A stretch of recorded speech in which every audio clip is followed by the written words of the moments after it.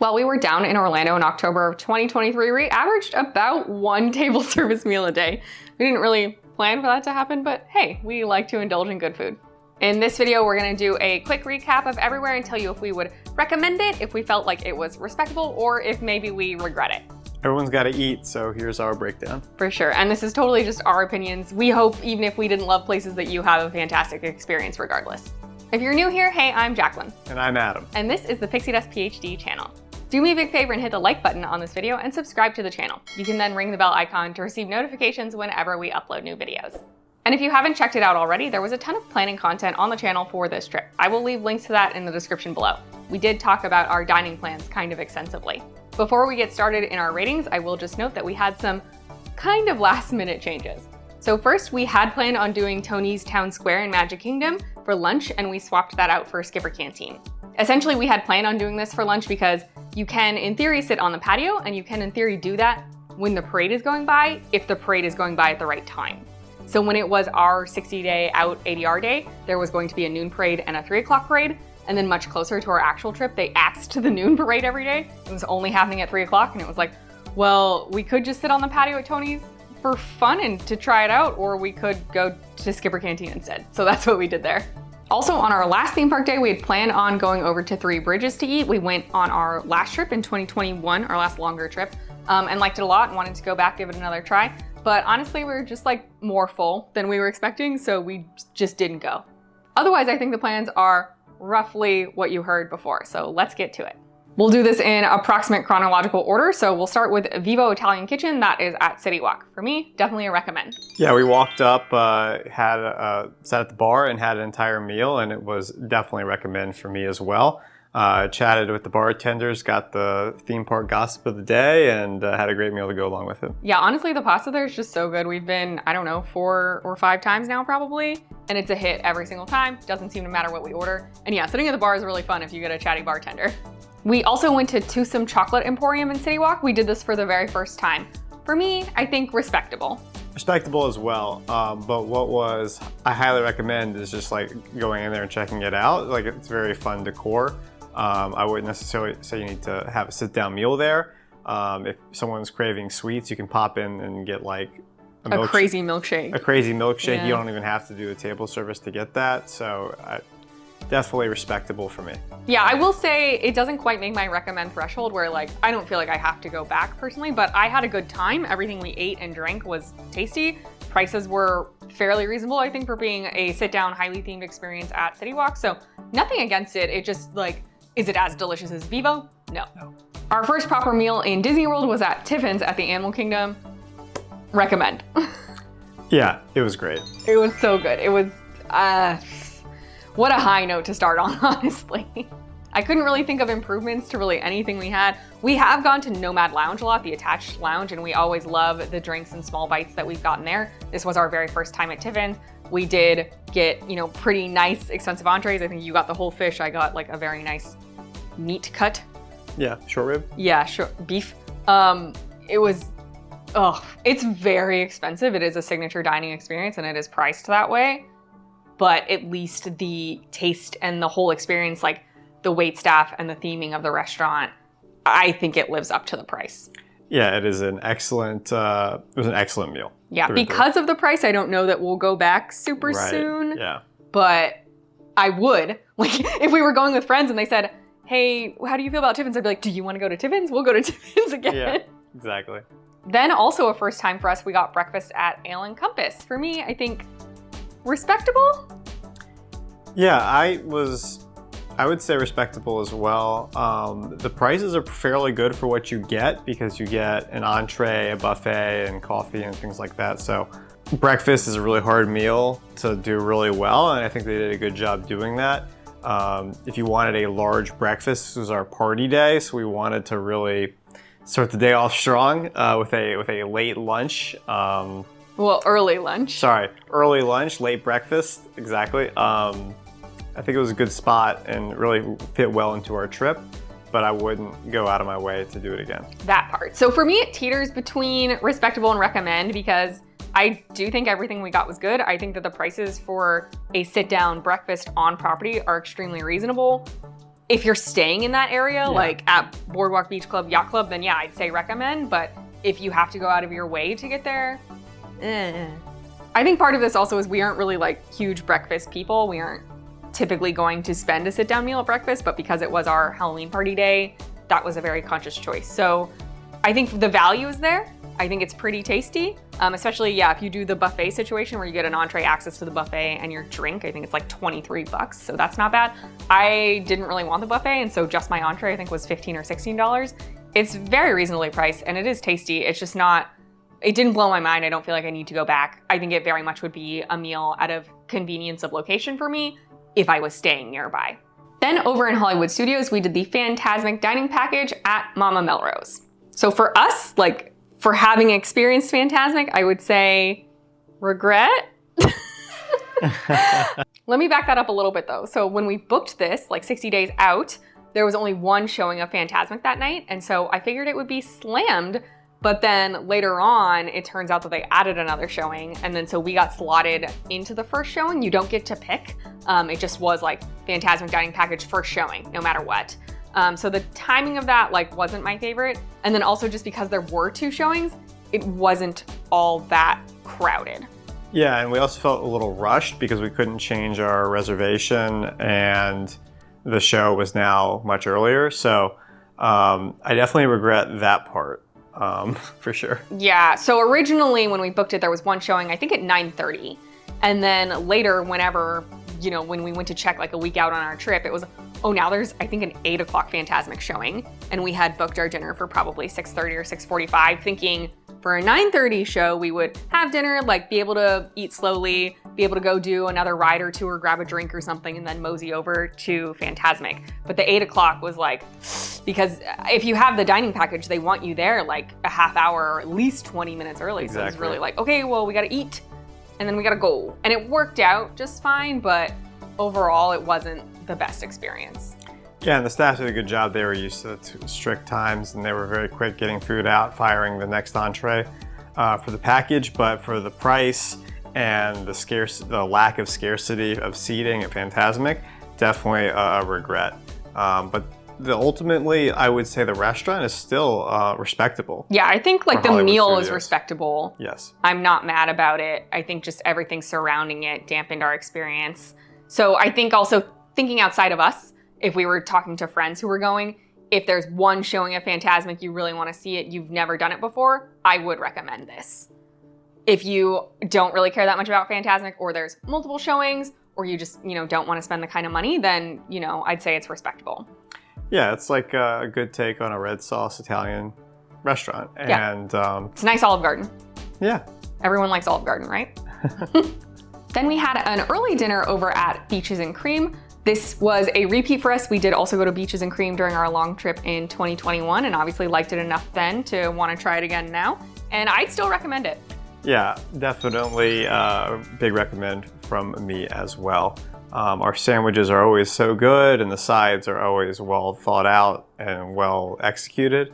And it's just a really nice, nostalgic diner experience. Yeah, it's a small, tight menu, but I think they do it well. That's really all I want. For a sit-down restaurant, again, at Disney World, I think it's fairly moderately priced.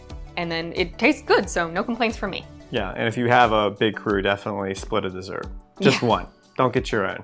Split it. Back over in Hollywood Studios, we got an early lunch at 50's Primetime Cafe. This was our first time actually truly eating at the restaurant. We have gone to the lounge before, and we went to the lounge back in the days where you were able to like actually sit at the bar and actually order food. So this was our first time ordering entrees and doing the whole experience with the shtick and stuff. For me, I think surprisingly recommend. I think for me it was respectable.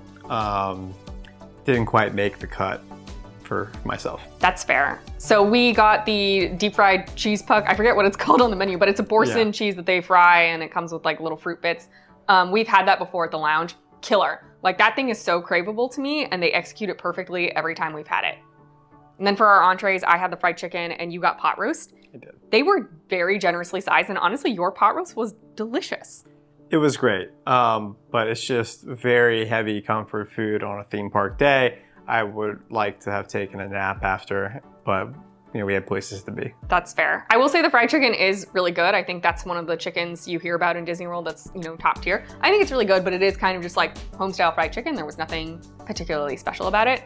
That being said, that cheese puck lives in my brain rent-free, which is probably why this is a recommend for me.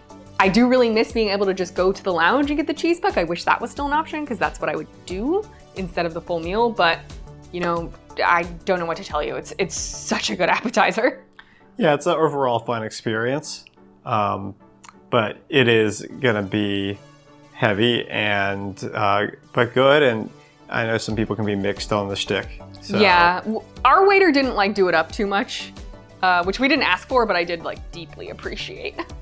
Then we did lunch at Skipper Canteen. We have eaten there once before, I think in 2019 with some friends. We liked it then. Didn't feel like we needed to go back in 2021.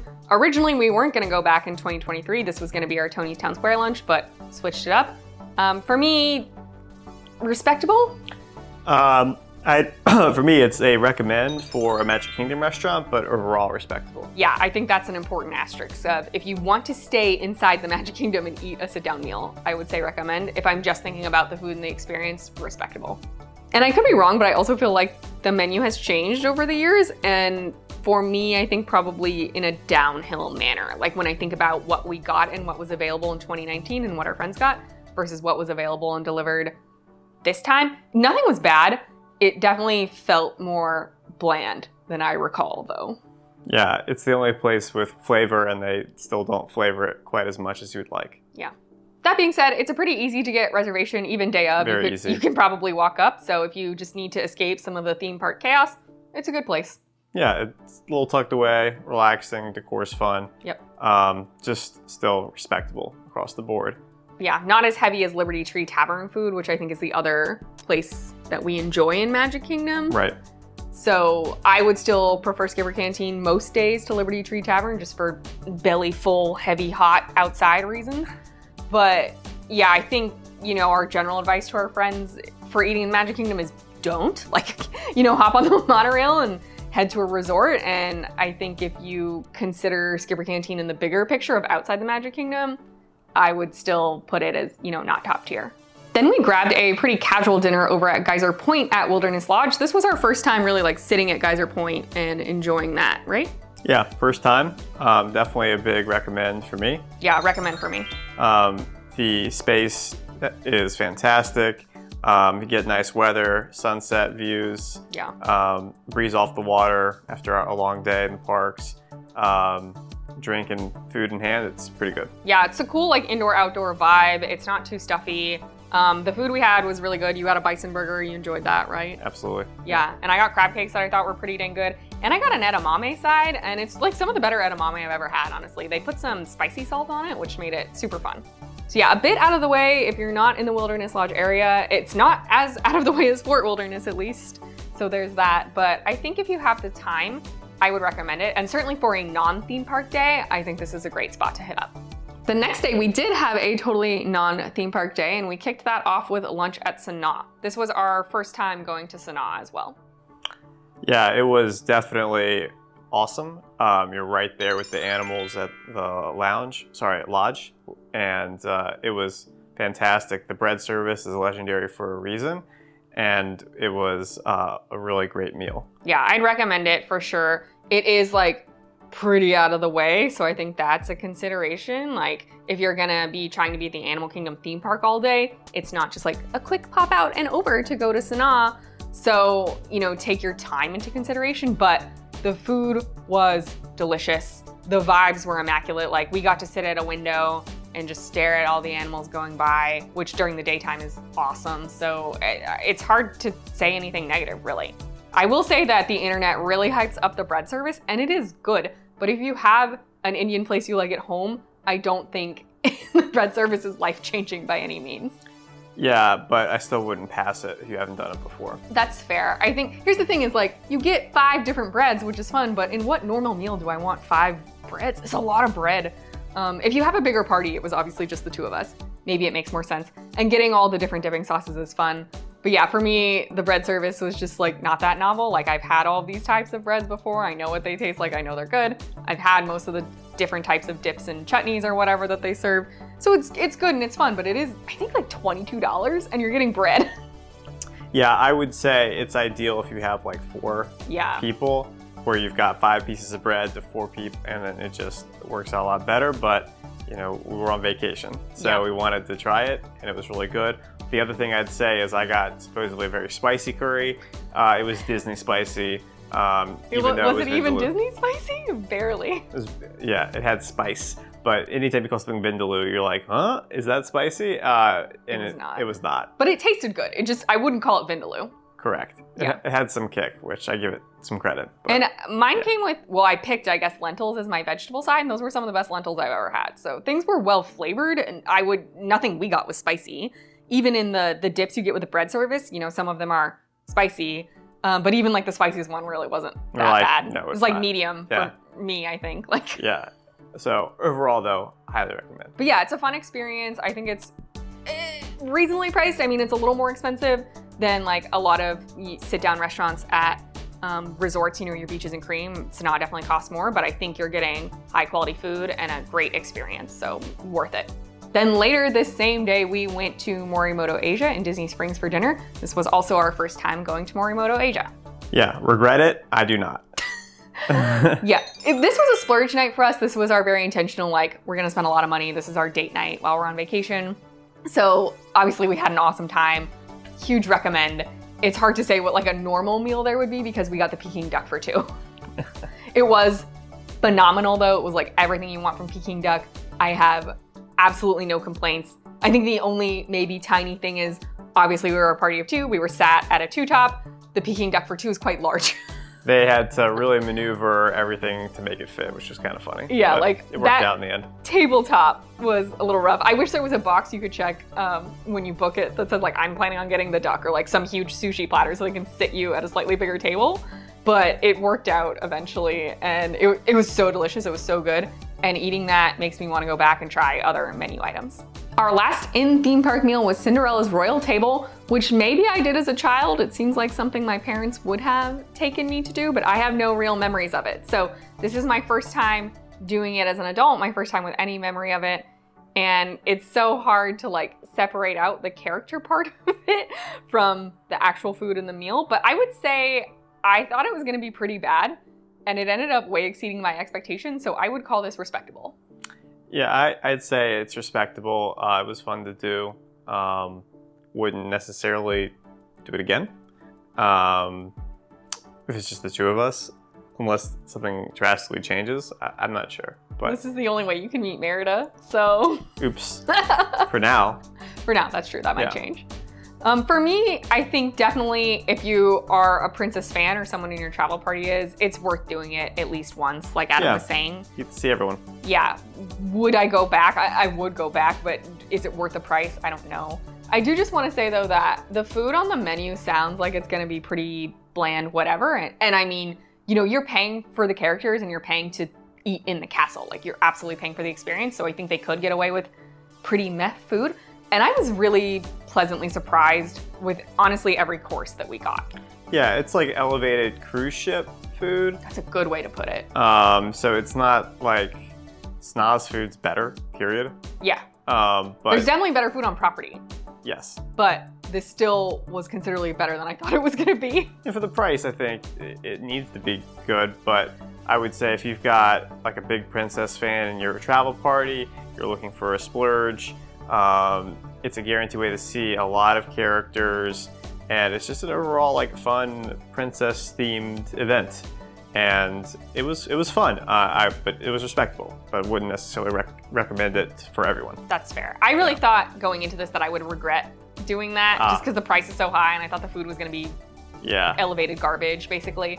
So I'm very happy to report that I felt it was respectable, but it definitely costs an arm and a leg. It's a long experience too. It takes a long time. Very long, yeah. And you're in the Magic Kingdom, so you're burning park time. But if that's high on your priorities, like I love meeting characters, I love meeting princesses. Merida's my favorite princess. At the time, that was the only way to meet her. Hopefully that changes in the future. I think it could be worth it. But yeah, it's definitely not like, I don't have to go back next trip, you know? And I don't know that we will go back for a very long time. Then our last proper sit-down meal of the whole trip was brunch at Wine Bar George. So we have gone to Wine Bar George before, but not for brunch. Yeah, I'd say this was respectable for me. The food was quite good. Portions were a little less generous than I had wanted, perhaps for the price that we were paying. But it was probably some of the technically one of the best meals we've had.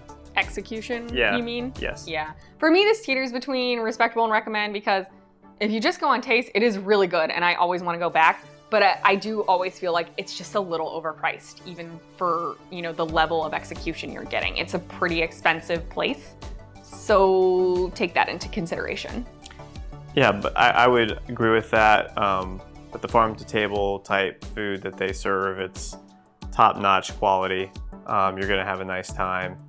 And they've got a lot of selections when it comes to cocktails, drinks, and they make it good. It's just not something that I would recommend everyone has to do when looking for a sit-down meal at Disney Springs. Yeah, and if you do want to do it, just peek the prices before you go so you're mentally prepared for that. But yeah, also having all of the wine selection is super fun, and all of the staff there are pretty dang knowledgeable about a vast majority of it. So that does elevate the experience. It just is, I mean, that place is overpriced in my opinion, even for like the DC metro area. We're used to paying quite a lot when we go out here, and so if I feel sticker shock, I think that means something. All right, so overall, honestly, you can see I don't think we really regretted anything, which is surprising to me. Yay for us. It's always good news when you can come back and reflect and think, yeah, like everything was at least decent, so that's good. In terms of your highest highs, what would you say? Well, I'd have to say the Peking duck has to be number one, but otherwise, I think Sanaa was just really cool. If I was ever had the time on an Animal Kingdom or non-park day to do it, I'd probably try and do it again and work it back in because it was that good. I'll just stick with those two for my highlights. All right, for mine, I think if you're talking in the spendy category, yeah, Morimoto Asia and also Tiffins for me were like pretty much blew me out of the water. It was a great experience through and through. For less super expensive, I agree. I think Sanaa definitely deserves all of the accolades it gets, probably. I do think the bread service is a little overrated if you go to Indian places in your hometown. You know, if you have a place that makes garlic naan that you like a lot, this garlic naan is not really any different. But it is super delicious. I absolutely would go back. I don't know that it's like a top priority for me to go back right away, but I would consider it for sure. Then the other one I think again is Beaches and Cream. It's just, it delivers. I think it's one of the cheaper, nice sit-down restaurants on property for the quality that you get, and it's so good, like no complaints. And then what are your lowlights? Probably just feeling like rushed at Mama Melrose. Yeah, and that wasn't the wait staff rushing us. It was we booked a dining package and then the time for the show got pushed up an hour and a half. So that was a bummer. For me, I think maybe Skipper Canteen, just because I held it in such high regard from our 2019 trip of being like so flavorful, and it just didn't have that this time. What are some of your favorite and least favorite table service dining experiences in Orlando? We would love to hear about it. And I'm so happy to be able to report that I was pleasantly surprised by the food at Cinderella's Royal Table not totally sucking. We hope this review has been helpful. If you do have any questions, leave those in the comments down below and I'll do my best to get back to you. And if you want more trip content, browse the channel or let me know what you're looking for and I'm happy to point you in the right direction. May the rest of your day be magical, and we'll see you real soon at Pixie Dust PhD. Bye.